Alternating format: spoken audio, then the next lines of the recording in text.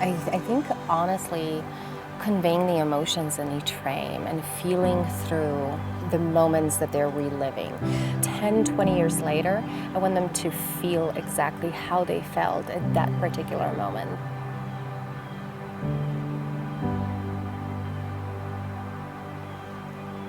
I love the movement. I think it brings the soul into the frames. It brings that depth. It brings the real, authentic. It brings that moment. Essentially, I see myself in them, so I love the connection with my husband. So I think that's the part of the way I shoot.